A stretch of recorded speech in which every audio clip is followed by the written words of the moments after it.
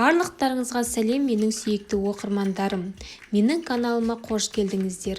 Бүгін сіздердің назарларыңызға голубцы, яғни орам жапырақ орамдарын дайындаймыз. Ең алдымен бізге орам жапырақ керек болады. Орам жапырақ бізде балғын, яғни свежий болуы керек. Орам жапырақты ұстаған кезде жұмсақ болып тұруы қажет. Және жасыл түстес болғаны абзал. Сол кезде орағанда оңай болады. Енді орам жапырақтың сердцевинасын, яғни өзегін кесіп тастаймыз. Пакетке салып микроволновкаға 5 минутқа қойып аламыз.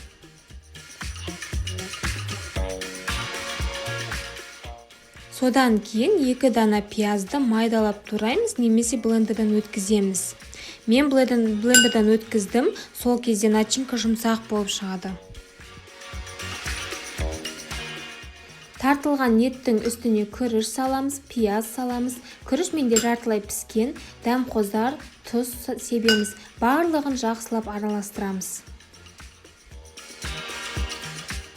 Микроволновкадан орам жапырақты аламыз, әрбір жапырақтарын бөлектеп алып шығамыз. Ортасында қатты болып тұрған өзектерін алып тастаймыз. Енді ішіне салмасын саламыз, екі жағынан бекітіп, видеодағыдай етіп орап шығамыз. Осылай барлығын жасап, морозильникке қатырып қойсаңыздар да болады. Өте ыңғайлы, тамақ дайындауға қолыңыз тимей жатқанда тез-тез шығара салып дайындай салатын тағамдардың бірі болып табылады. Міне менде дайын болды. Енді пісіруге кірісеміз. Ең алдымен томат соусын дайындап аламыз. Ол үшін томатты майға қуырып аламыз, жақсылап араластырамыз. Томат күйіп қалмауы керек. Содан кейін қара бұрыш, қызыл бұрыш, тұз себеміз. Су құямыз. Су міндетті түрде қайнаған ыстық болуы керек.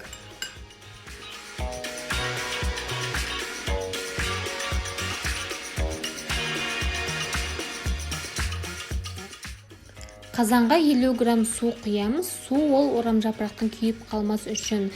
Сосын орам жапырақтың жапырақтарын қойып шығамыз. Барлық жан-жағына жайып шығамыз. Содан кейін орам жапырақтың өзін салатын боламыз.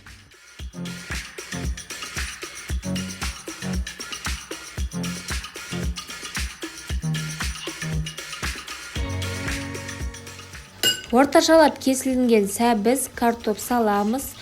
Томатны соусты құямыз, және аскөк сепсеңіздер болады. Менде сельдерейді бетіне сеуіп, бетін жауып, 30-35 минут орташа отта бұқтырамыз. Осымен біздің голубцыларымыз дайын, өте дәмді, жұмсақ болып шығады. Міндетті түрде дайындап көріңіздер. Сіздермен болған Гүлназ. Келесі кездескенше күн жақсы болғай.